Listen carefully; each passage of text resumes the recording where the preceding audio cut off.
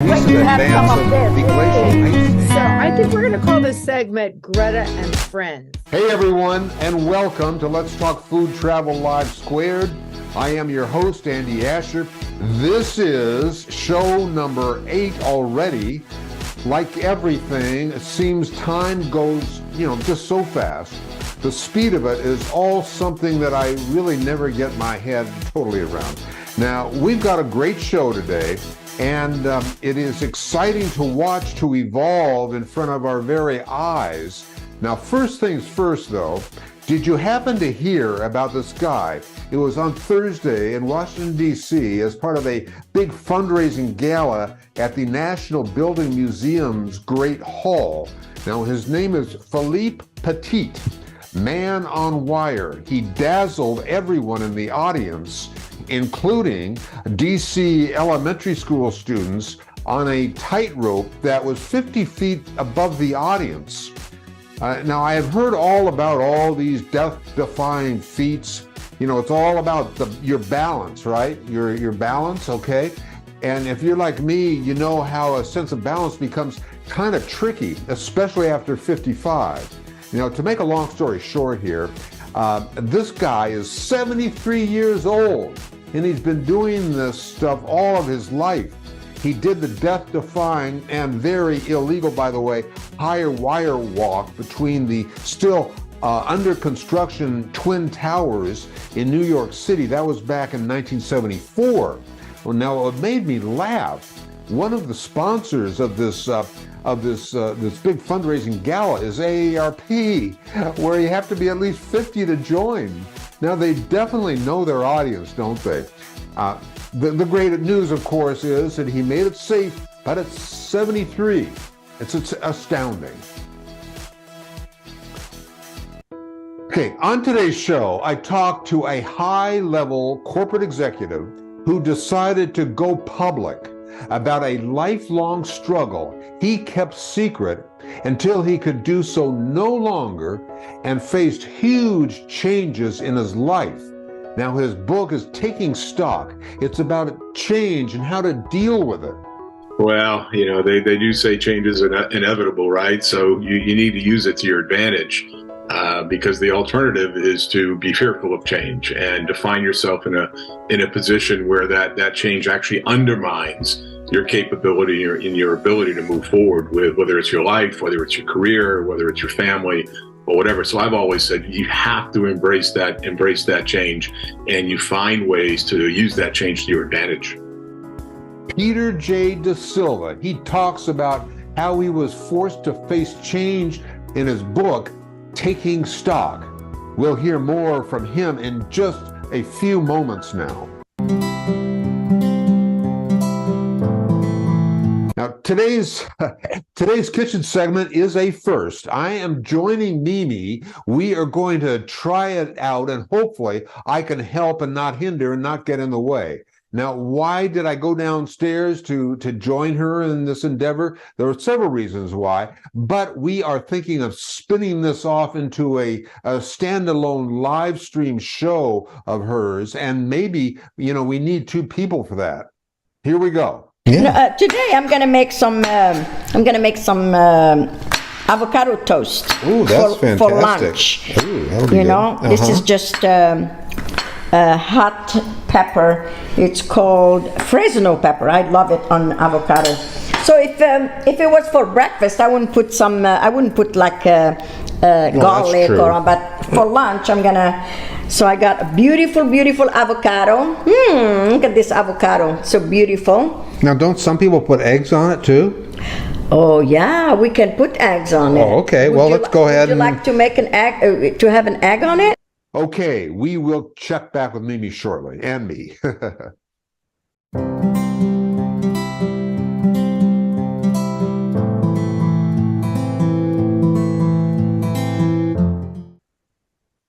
In today's travel segment, we continue our series, 11 magical California gold rush towns that you should absolutely visit.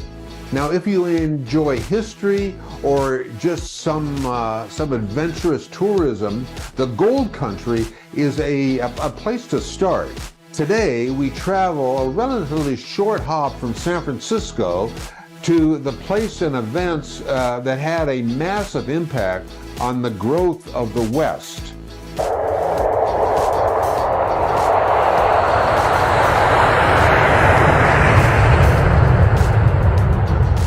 The Gold Bug Mine is just a few blocks from downtown Placerville, once the largest city in California, which swelled in size during the gold rush thanks to the precious metal found first in stream beds and rocky hillsides and later underground.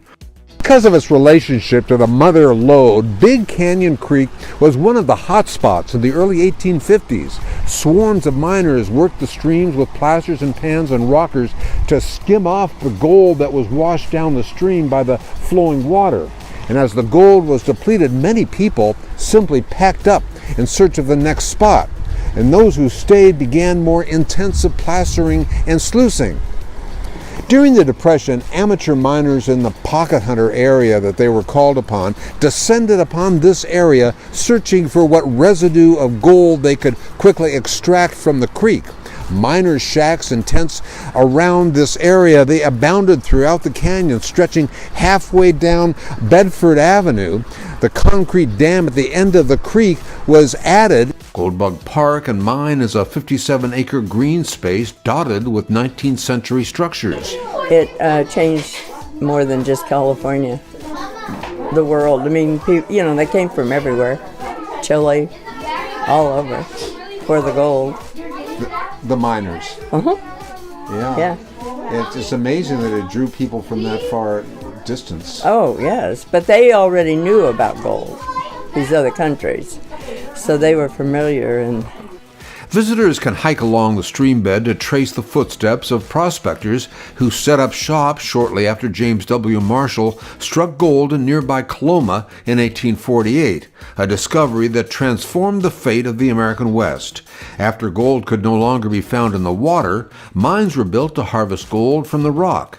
Visitors can traverse the 352-foot-long horizontal shaft in Gold Bug Mine to feel the same chilled air that miners experienced nearly 200 years before and see the well-dented quartz where hundreds of pickaxes left their mark. By the way, long after gold was found in the Sierra foothills, a less valuable form of gold has been discovered: grape vineyards and wineries. We'll talk about that too in some of our upcoming segments.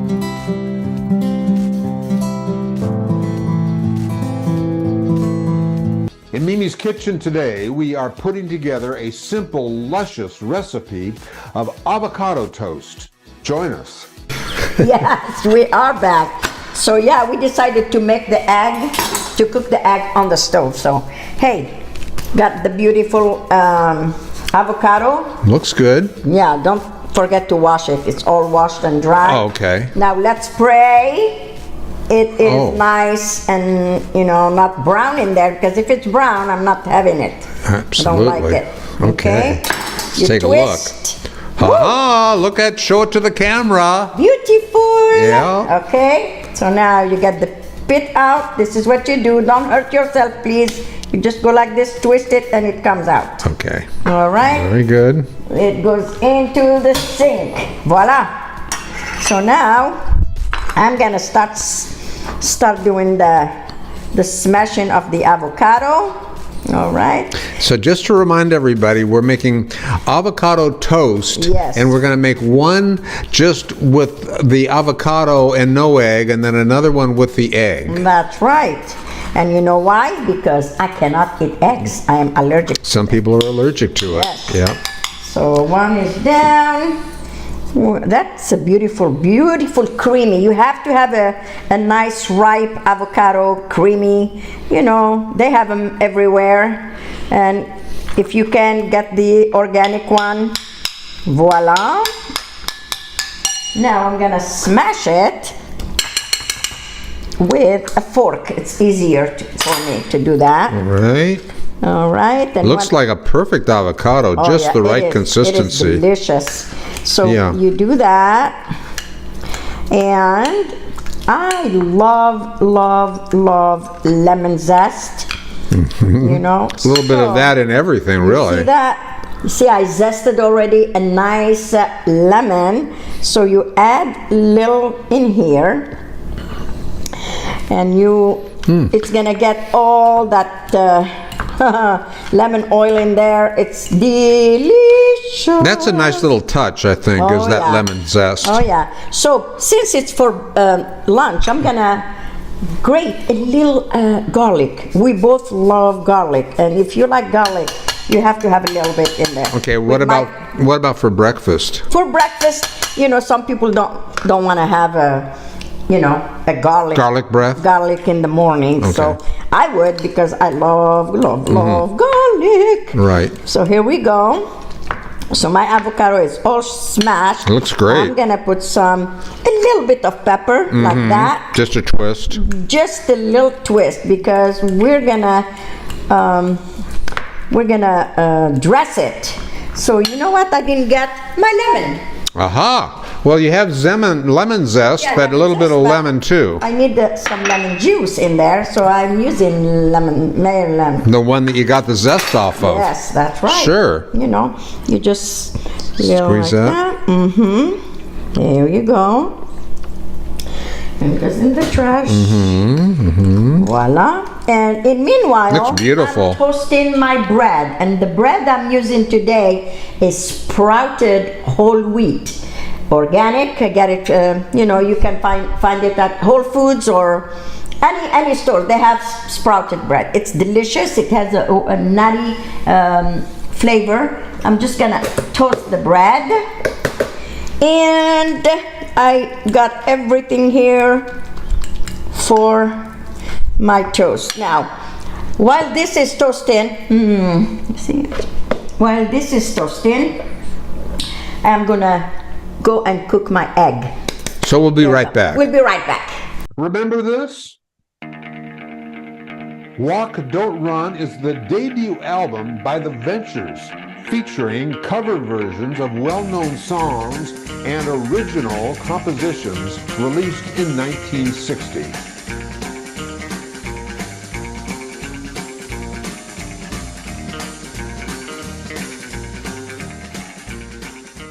You're watching Let's Talk Food Travel Live Squared. It was shortly after I retired, I started this journey inspired by my dad when he reinvented himself to focus on helping older people build a better life after 55. He used his skills as a medical doctor. Now, for me, it's about my messaging skills in digital media.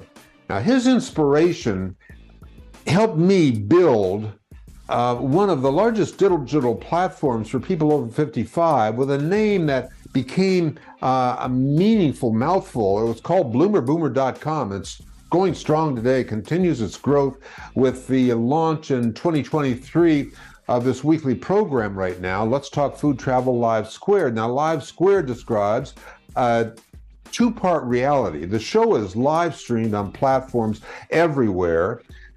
And a code to live life authentically. One of the greatest pleasures about getting older.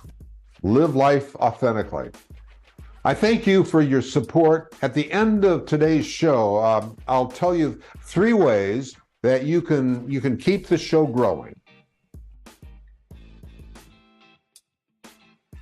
We're talking change this month. When I heard about Peter Da Silva and his book, Taking Stock, I thought, here's a great person to learn from. Taking stock, an invitation to take time to reflect on key decisions and experiences that get us to a point in life and a career and where we might be headed. Now, taking the time to take stock of our lives and purpose and career and relationships, it can be a highly worthwhile endeavor. Now, the author, Peter Da Silva, worked in high-level financial services when his career was sidelined by 2 back-to-back events. Peter was forced to go on an unexpected personal journey. when life was impacted by a lifelong struggle with a chronic, serious, progressive, degenerative neurological disease impacting the peripheral nerves. He kept his illness to himself for many years, not wanting to impact his career opportunities. And through this journey, he really came to appreciate so much more in life, and in particular, how vulnerability is a core element of leadership. Talk about what you've learned that you can share about change. Yeah, I mean, I can give you a bunch. I'll give you one. So, I actually have a degenerative neurological disorder. It's called CMT, Charcot-Marie Tooth. And for the last 55 years of my life, I didn't talk about it because it was my problem and nobody else's problem, right? In the last few years, as I've watched my daughter struggle with it and my brother struggle with it, I'm like, you know what? I'm going to change. I am going to now start to talk about this. I'm going to fundraise for it, and we're going to eradicate this darn thing to the extent we can. So, you can evolve over time, and change is not necessarily something that's a momentary impulse. It can be a well choreographed and well staged plan over time. So that's an example of where I felt like I had to change as a leader. Because of that, as a leader, I thought that you had to always be strong and you could never show vulnerability. Well, over the last couple of years, again, I realized that vulnerability can be a strength, can be a significant strength in the eyes of the people who look to you as a leader. And so being vulnerable from time to time is something I've evolved and allowed myself to change. Over time, you realize who you are, what you're trying to do with your life or achieve with your life, and you have to be open to changing your perspective. Life is it's a process, not an event. And so over the last 61 years of my existence on this earth, I have changed, I have grown, I have developed, and I've made plenty of mistakes along the way too. But the most important thing, I think, is that you're always moving forward. I have a saying that you always want to look through the windshield, not the rearview mirror. The rearview mirror is for, it's interesting. It's like what happened in the past, and we should learn from it. But at the end of the day, there's no future in the past.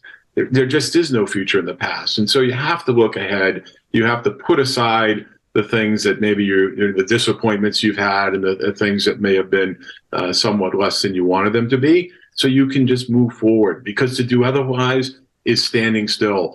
And if you're standing still, guess what? Somebody else is walking right past you. Yeah. I didn't warn you about this, but I do a little lightning round, just a question with a quick answer. Are you up for that? Let's do it. Well, you talk about self-sacrifice. How does self-sacrifice work for me, let's say? I think it's looking at any situation and saying, I'm going to put the interests of the group ahead of my own, the interest of my family ahead of my own, the interest of my community ahead of my own. That's what self-sacrifice is all about.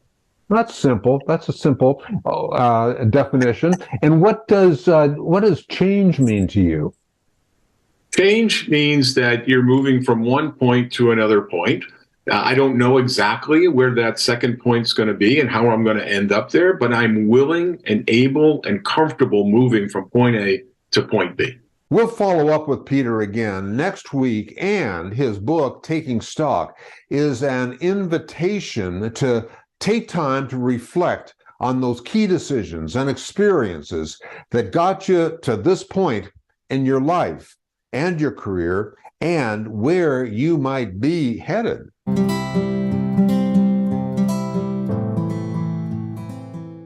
But before we go, let me take you into Mimi's kitchen again. All right, we're back. So my bread is toasted, nice and toasted. You see that? Beautiful. So I'm just gonna go ahead and start piling up this nice bread here. So what we want to do, since it's a lunch and it's an avocado toast, hey, don't be shy with it. Just put as much as you can eat. Avocado is good for you anyway. It looks great. Oh yeah, and it smells really good. So there you go. Mm-hmm. I sliced some radishes that I'm gonna put on top like that. You can do whatever you want with this. It's so versatile. So, and then I'm gonna put some salt. Remember, I didn't put any salt in there. Now I'm gonna use fleur du sel. It's delicious salt, like that.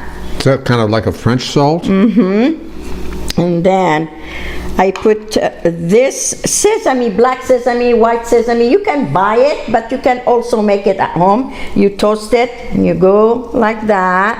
It's gonna give you a little crunch. All right. All right. Then you put some of your, I'm gonna put some roasted tomatoes. Ooh, that'll be good. Oh, this is gonna be epic. Gonna be so good. And then you put your microgreens on. And the tomatoes are roasted Ooh, that with looks garlic, pretty. with garlic and herbs. And then I am going to get the egg.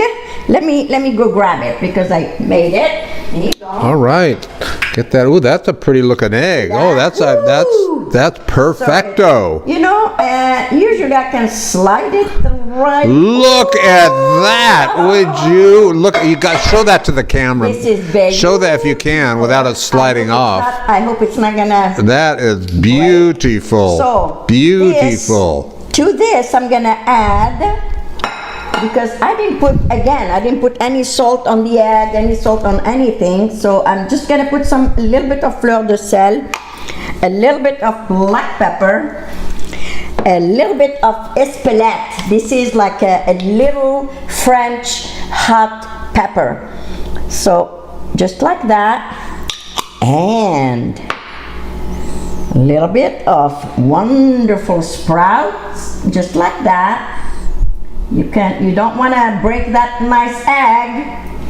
And some pickled red onion, because like I said, we love garlic and onions and all that. Look at this. Look at this beautiful thing. That really is. Can you see it? That's very nice. See it? That's really nice. So this is gonna be for this guy here. Okay. Well, let's break into that, and we'll come right back. All right.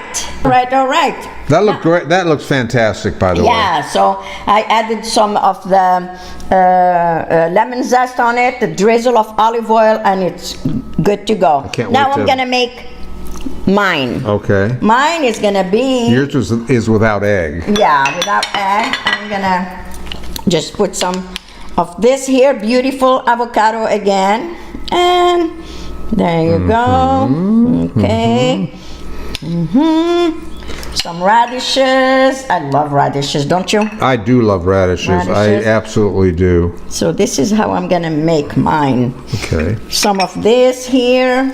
What is that again? That's pepper? This is no, it's not pepper. It says white sesame and black sesame seeds and some black pepper. And then those are your pickled onions. I'm gonna put some pickled onions here because I love onions, and then some Fresno peppers. I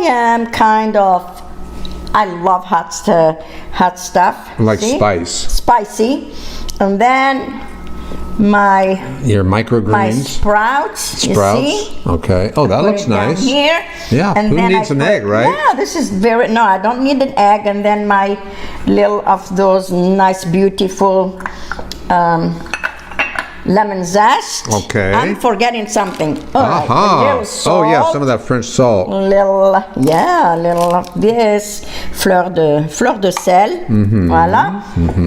And extra virgin olive oil. Ooh, that looks good too. And bon appetit. Look at, we've got this both. This is so good. Okay, so let's go ahead and show the camera. There you go. These two. I'll help you with that. This one has no egg, and All right. this one has an egg. Don't drop it. Okay. Right? Thank you, Mimi. You're welcome. That was wonderful. Yeah, let's have a feast. All right. All righty. Here, I'll help you. Here you go. See you next time. I'll talk to you later. Something luscious once again next week.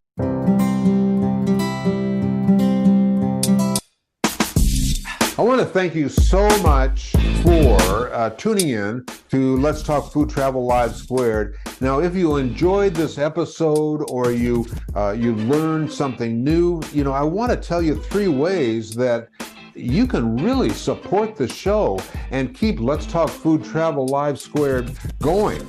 Okay, now number 1, you can get yourself subscribed. Every week I am bringing on the influencers and the people who can, teach you something or have something interesting to share. So take a moment to hit that subscribe button.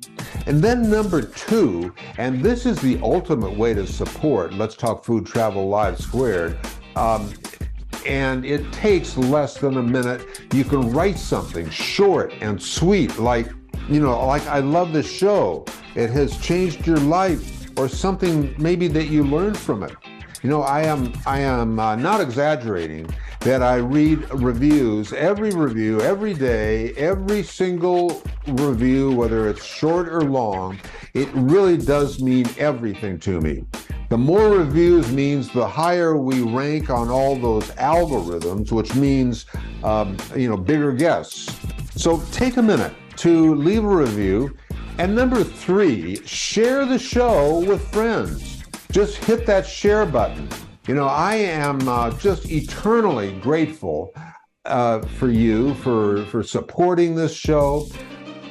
I'll see you again next week, next Tuesday, for another episode of Let's Talk Food Travel Live Squared.